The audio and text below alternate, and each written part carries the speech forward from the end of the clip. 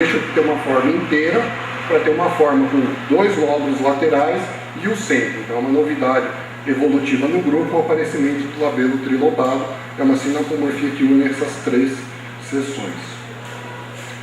Penúltima seção, seção Chifisusa, que é a maior seção do neotrópico, e tem plantas bastante conhecidas como o Bubofilo plumoso, mas também tem espécies recém-descritas como o Caracense, da Serra do Caraça, o Bubofilo meloide dentata, que é endêmico ali de Minas Gerais, Ladiato, que já foi muito tempo chamado como Laciniato, só que olhando as obras originais não se justifica essa separação. O desenho do Lindley é bem claro em relação a isso. O Bubofilo manari, que também é uma espécie interessante, porque ela tinha sido descrita para a Venezuela, só que a gente encontrou no meio da Chapada Diamantina grandes populações dessa planta, então ela tem uma disjunção bastante interessante. O Bubofilo filifólio, que é endêmico dali da região de Grão-Mogol, e o Bubofilo reine de Joaquim Felício. Então é um grupo especialmente diverso aqui na região de Minas Gerais, mas ele também ocorre na Bolívia e na América Central. E a última seção dessa parte de revisão, que é a seção didática, que eu considero que tenha 7 espécies, uma subespécie e um híbrido natural. Essa é a seção com maior incongruência de opiniões aí, mas vou mostrar para vocês que a nossa abordagem ela tenta ser um pouco mais meticulosa na hora de descrever espécies. Então a gente tem o Bubofilo vedere, que é bem diferente dessa inflorescência geniculada, essas flores grandes. E depois tem o Bubofilo meridense, que já foi descrito para Pernambuco como sanderiano, mas o sanderiano daqui é exatamente igual a todos daqui de cima, e ele chega até São Paulo, é literalmente a mesma planta, não tem como descrever ela com nome separado. O que acontece é que existem algumas populações mais clarinha, mais amarelinha, outras amarela com ponto roxo, amarela com mancha roxa, roxa com ponto amarela, roxa com mancha amarela e toda roxa. Então, de novo, se você presta atenção só nas orquídeas próximas, pode ser muito diferente. Quando você analisa o grupo como um todo, você começa a enxergar essa gradação e não se justifica a separação desses nomes. O Bubofilo popaianense é o único que não é brasileiro, ele ocorre na costa da Colômbia, na região de Popayán. O Bubofilo tripétalo, que tem de São Paulo e Paraná, principalmente ali na região de Foz do Iguaçu, tem ainda bastante dele. Esse é o híbrido, o Bubofilo cipoense, que é um híbrido entre o Bubofilo exaltato e o Bubofilo vedere, e o Bubofilo exaltato, que é a maior confusão aqui, porque por causa dessa variabilidade de tamanho e de cor, muita gente vem descrevendo novas espécies complexos, mas eu vou mostrar para vocês o porquê que elas não se justificam. Então é um grupo também, uma distribuição bastante interessante, leste do Brasil, com a região andina, pode ser conhecida por uma folha, inflorescência em racemo, flores dísticas, sépalas livres, pétalas patentes, é o único grupo que as pétalas não acompanham a direção da coluna, elas são patentes, labelo trilobado, e aí tem um tipo de lóbulo diferente, lóbulo orbicular, diferente do outro labelo trilobado da outra seção. Então essa era a parte de revisão taxonômica. Agora eu vou mostrar um pouquinho que a gente desenvolveu com a parte de distribuição e diversidade do grupo do neotrópico. Como eu falei, a gente revisa os herbários, anota todas as informações de cada espécie depositada em herbário, georreferencia, então a gente passa de São Paulo, não é São Paulo, é São Paulo, coordenada tal, o ponto é exatamente aqui. Então essa transformação dos dados possibilita a gente ter um mapa mais congruente da onde elas já foram coletadas. Então eu utilizei os softwares, os programas de computador para fazer isso, um mapa da flora neotrópica, e aí desenvolvi uma série de metodologias aí, alguns para a gente são muito claros: Mata Atlântica, Cerrado, Pantanal, Cabu, Pesca e Caatinga. Só que não é só no Brasil, existem outros na América Central. Como eu tratei só neotrópica, a gente fixa aqui no fim do México, no máximo no comecinho até a Flórida. Então existem uma série de biomas já bem descritos na literatura. Como que eles foram descritos? Através da análise de milhares de espécies, de dezenas de famílias, a distribuição delas é congruente com essa formação desses biomas. Então isso é bem estabelecido. O que a gente fez? Em cima daquelas georreferenciamento daqueles pontos, a gente coloca tal espécie é presente ou ausente no Cerrado, presente ou ausente na Amazônia, presente ou ausente na Amazônia de altitude, que é muito diferente. Ela tem uma florística muito mais próxima com os campos rupestres do que com a própria Amazônia, é bem diferente a flora. E Mata Atlântica e semiárido ou caatinga. Então a gente plota isso e acaba desenvolvendo análise para falar onde que existe a maior diversidade de espécies. Então, ao longo do Neotrópico, em cima daquelas 1.500 exicádas que foram analisadas em herbário, a gente tem áreas que ocorrem de 1 a 3 espécies para áreas que ocorrem de 11 a 13 espécies, que seriam os chamados hotspots para bulbofilma. A gente vê que a região entre São Paulo, Minas, Rio de Janeiro e Espírito Santo é a região mais rica de bulbofilma. O porquê disso? Porque é uma área de encravo, tanto de Mata Atlântica quanto de Cerrado, que são isoladamente os dois biomas mais ricos, então na área de contato entre eles acaba ficando mais rico dos dois em separado. Além disso, a gente é ciente da dificuldade de se obter alguns dados. Então a gente sabe que o material de herbário ele só te dá a possibilidade de você saber aonde ela existe. A gente não tem informação de onde ela não existe. Isso é um complicante nas análises. Então por isso que a gente desenvolve uma série de, na literatura foi desenvolvida uma série de estimadores de riqueza para saber. Você tem X materiais distribuídos em X localidades. Isso está bem distribuído? Se está bem distribuído, a gente considera que existem poucas espécies a serem descritas. Se está muito mal distribuído, por exemplo, de 100 exícatas, 80 é de uma espécie e as outras 20 são de 10 espécies diferentes, você vê que tem um desbalanço de coleta. Então isso, em modelos matemáticos, a gente consegue inferir o quanto, em teoria, faltaria para a gente descobrir espécies novas. Então, fazendo essas análises, a gente vê que o Cerrado e a Mata Atlântica são esperados ainda o maior número de espécies. Então aqui a gente tem quantas espécies existem na Mata Atlântica? 32, naquele método de georreferenciar e colocar em cima do mapa. Mas dessas 32, foram observadas 240 exícatas. Essa distribuição segue uma curva que o modelo prediz. Seguindo essa curva, quando ainda é esperado para ser coletado? Então a gente sabe que das 32 coletadas, é esperado que pelo menos mais 10 a 20, dependendo do método, a gente ainda venha a descobrir. E também a gente consegue inferir, desses todos os biomas, qual é o bioma que tem a maior possibilidade de a gente encontrar novas espécies. Então a gente vê que, por exemplo, na região andina, só existem 17 espécies, mas só 69 observações. Então a gente sabe que é o bioma que potencialmente pode ser encontrada a maior quantidade de espécies. E ao mesmo tempo a gente sabe da carência de coleta nessas regiões andinas, que são vazios ainda na botânica, principalmente a região da Bolívia ali, ainda tem que ser muito estudada. Outra análise que a gente faz é, pegando cada bioma, com as espécies que existem no bioma, a gente consegue fazer uma análise de agrupamento, no caso aqui por parcimônia, de saber quais os biomas mais próximos entre si em relação à presença de bulbofilo. Então a gente também encontrou outro resultado bastante interessante, é que, por exemplo, mesmo a Mata Atlântica e o Cerrado são muito próximas, e é próxima do semiárido, e esse grupo é geograficamente muito próximo, mas floristicamente ele é mais próximo dos Andes do que de regiões muito mais próximas geograficamente. Então existe uma similaridade entre a flora andina com a flora de Campo Roupé, de Mata Atlântica e de Cerrado e semiárido muito grande. Então a gente consegue inferir quais as relações e com isso rotas de dispersão com análises futuras ainda. E ao mesmo tempo a Amazônia, que é muito próxima da região andina, ela na verdade as espécies são muito mais próximas da região da América Central e América do Norte. Um outro tipo de abordagem para discutir a distribuição desse grupo no Neotrópico. Outra análise que a gente fez também, naquela última pergunta, a gente sabe quantas espécies tem, sabe a distribuição delas, ok. Como a gente faz para preservar de uma maneira otimizada?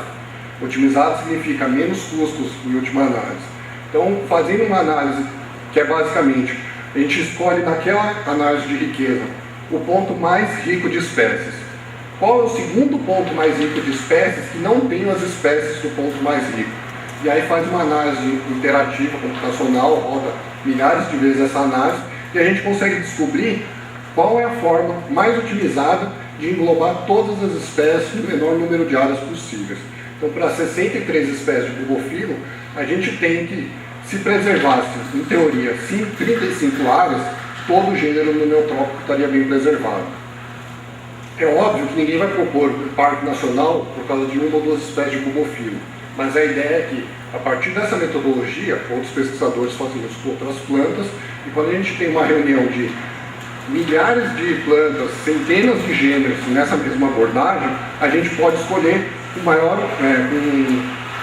certeza quais as áreas que devem ser realmente criados parques nacionais ou estaduais.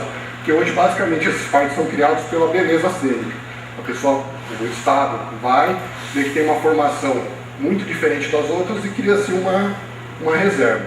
O que a gente vê é que, primeiro, existe uma tendência muito leve de aumento, com aumento de botânicos, aumento de universidades, é claro que, e de descobertas. Claro que é uma curva que, em teoria, vai em crescimento. Só que o problema é que a maior esforço amostral está justamente na década de 60 até a década de 80, que reflete Pabst, Brady e Rennie. Depois que essas pessoas morreram, não teve ninguém que manteve essa oportunidade ou esse comprometimento de aumentar as coletas. Então a gente está numa fase que está diminuindo o número de coletas por ausência de botânicos mesmo, por ausência de formação de novos botânicos, e numa época que a gente sabe que cada minuto está indo campos e campos de futebol para o chão de mata, é um dado muito grave da gente ver isso. Então a gente precisa realmente ainda ter muito esforço em formação básica de taxonomista, ir para o campo mesmo, só que é ir para o campo e trazer para o ambiente acadêmico essas coletas. Significa o quê? Prensar, depositar em herbário, fazer um trabalho, porque é uma coisa assim, meio controversa, meio polêmica eu vou dizer, mas uma planta em vaso ela já é uma planta morta, porque ela não vai voltar para a natureza, ela não vai ajudar a espécie dela. Uma planta em herbário, como eu falei, eu analisei plantas de 1800, elas estão lá perfeitinhas dentro do herbário. Então, para a gente projetar políticas públicas conservacionistas, é imprescindível que quem vai para o mato, os orquidófilos, tenham as plantas dele. É lógico que todo mundo pode ter suas plantas, deve ter suas plantas, não é o mérito da questão. Mas que trabalhem cada vez mais associados com o meio acadêmico, como hoje está aqui uma palestra da universidade, com outras de produtores, e a convivência com os orquidófilos, que é, a meu ver, bastante salutar para a conservação dessas plantas.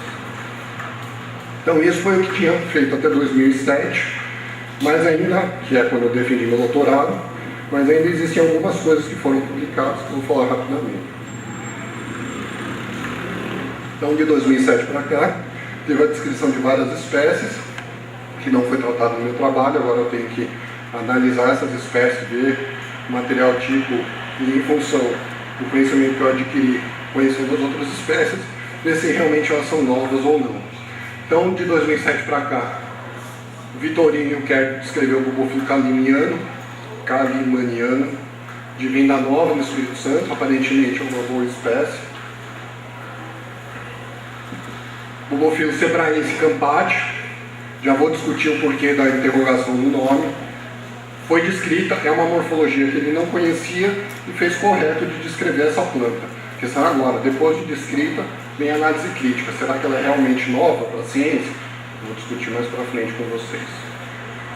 Bulbofilo bonquiano, também é uma espécie, para não dizer igual, muito similar ao bulbofilo granuloso, mas eu ainda não tive a oportunidade de ver o material tipo. Estou dizendo isso com base na publicação. Bulbofilo inaiense, Castro e Kleber Lacerda, é uma espécie que tinha acabado de ser descrita como bulbofilo silure em uma revista brasileira, de Feira de Santana, em português, livre acesso na internet. Então, assim, não custa fazer um levantamento bibliográfico antes de descrever uma espécie. Encontrou uma morfologia nova? Entra na internet, procura os PDFs. A grande maioria, a imensa maioria, Basta digitar Bubofilo mais PDF no Google, vocês têm praticamente tudo que eu estou falando, os artigos para baixar no seu computador. Então não custa uma preocupação a mais na hora de escrever plantas que, dentro do seu conhecimento, como orquidófilo, é nova. Pode ser nova ou pode já ter sido descrita. Então tem que ter um cuidado maior. Digo isso porque, voltando, essa é uma espécie que foi descrita em português, numa revista brasileira, que tem um acesso livre na internet. Bubofilo uglo gabrielianum, do Quirón e do Caso, também na seção micranta, uma espécie, de novo, não tive a oportunidade de ver o tipo, mas a morfologia indica que é uma boa espécie, é uma descoberta bastante interessante no Espírito Santo. E o último que foi descrito em Bubofilo é Reginaldói, que também vou mostrar para vocês o porquê não se justifica a descrição disso como uma espécie nova. Então, por que novas espécies são continuamente descritas? E como avaliar se uma espécie é realmente nova para a ciência? Existem meios para a gente fazer isso. Então, por que novas espécies são descritas? Porque ainda há muitos lugares pouco explorados, mesmo próximo a grandes centros. Então, tanto o Vitorino escreveu uma para o Espírito Santo, uma área muito bem coletada. Eu já descrevi plantas de São Paulo, de Minas Gerais, são lugares muito bem coletados, mas que ainda é possível achar novidades ainda. Outra questão é a biodiversidade está muito atrelada à proximidade de centros de pesquisa. Isso assim é notório. Qual é a região mais rica da Amazônia? Reserva Duque e Museu Gêutico. Será que é realmente essas duas áreas mais ricas? Ou é a área que mais teve pesquisador coletando naquela área?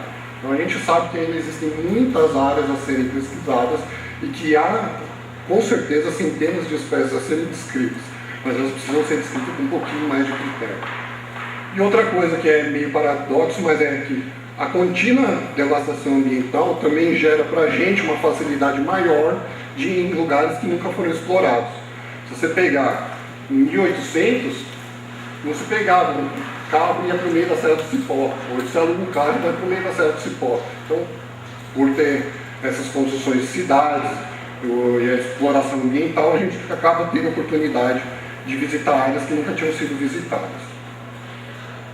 Outra questão é como avaliar se a espécie é realmente nova para a ciência. Não é uma questão fácil, não tem uma resposta única, mas algumas práticas são importantes nessa avaliação. Pessoalmente, vocês devem conhecer o Sr. Darwin. Então, desde 1837, antes de inventarem o computador, ele já tinha a ideia basicamente muito próxima do que a gente considera hoje relação filogenética, ancestralidade comum, toda essa, intuitivamente, desde 1837, já se sabe que as espécies não nascem do nada, elas têm um ancestral. Então tem que ser estudada a variação, de onde veio essa variação, onde estava o ancestral, para se descrever realmente espécies novas. E com isso, a gente tem que parar de entender planta como selo. Sistemática não é a ciência da filatelia. Selos são todos iguais. Saiu um mal impresso, ele vira raríssimo, e vale uma nota. Planta não é assim, planta tem variação. Organismos vivos não são idênticos aos seus semelhantes. É uma questão óbvia, basta a gente olhar na sala, ou basta olhar essa figura e essa figura. Por que ninguém considera 5 espécies diferentes aqui? Por que ninguém considera 5 espécies diferentes aqui? Não considera 5 espécies diferentes aqui, mas aqui considera 10 espécies diferentes. Então é uma coisa que está ao nosso redor, de a gente intuitivamente sabe. Temos variação, a evolução atua sobre essa variação. Se fôssemos todos iguais, não teria evolução. Então, quem está descrevendo espécie tem que levar mesmo intuitivamente, não precisa nem ter feito biologia, nem nada, mas isso é básico para a descrição de novas espécies, para se entender a biodiversidade. Então, agora vem o porquê de Bubofilo sebraense e Reginaldói não se justificarem como espécies novas. Esse trabalho foi publicado em 2008, antes dessas espécies terem sido descritas. A gente já conhecia essa morfologia. Esse sebraense, na verdade, como o Campati mesmo disse, ele recebeu um material em cultivo. Ela não é de Ceabra, é do litoral da Bahia, em Jussari, pau-brasil e toda a região litorânea. E esse Reginaldói foi descoberto em Minas, mas tem exatamente o mesmo fenótipo ocorrendo em Jacobina. Então, a gente pegou todas essas populações que fazem parte do complexo exaltado, que possuem 15 nomes, então que vai de São Paulo até Machu Picchu, espécies descritas, em áreas rupestres de altitude elevada, mas que principalmente em Minas Gerais e Bahia nos campos rupestres tem uma diferença morfológica muito grande de uma área para outra. Então isso acaba gerando, para as pessoas que não conhecem a variação da espécie, algumas novas espécies que não são válidas. Então o que a gente fez? A gente pegou população de Roraima até São Paulo e submeteu essas populações a análises genéticas e de morfometria floral. Então a gente pegou, estudou 33 populações geneticamente e morfometria floral em 24 populações. Por que menos populações? Porque a gente não conseguiu que todas as plantas de todas as populações florissem para a gente ter acesso a essa morfologia. O que acontece é que não se justifica a separação dessas espécies porque foi provado nas análises, isso está publicado também livre na internet, que fazem parte de um contínuo, que não formam grupos distintos. Então, o que a gente teoriza em cima desse resultado? Que tanto a biofilia quanto a dispersão polínica restrita e a autocompatibilidade é que geram essa mistureira toda entre as populações. E que a dispersão de sementes em orquídea é bastante conhecida, que é muito longa. Sementes podem viajar muitos quilômetros, mas muitos quilômetros mesmo.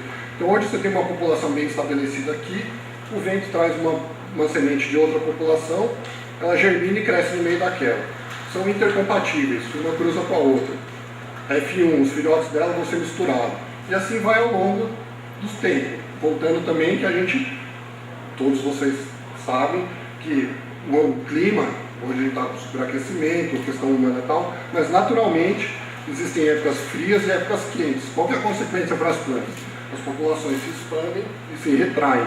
Então elas ficam tempos isoladas e tempos em contato. E é essa mistura que gera essa variabilidade. Mas dentro dessa variabilidade que a gente estudou, não se justifica a separação de novas espécies.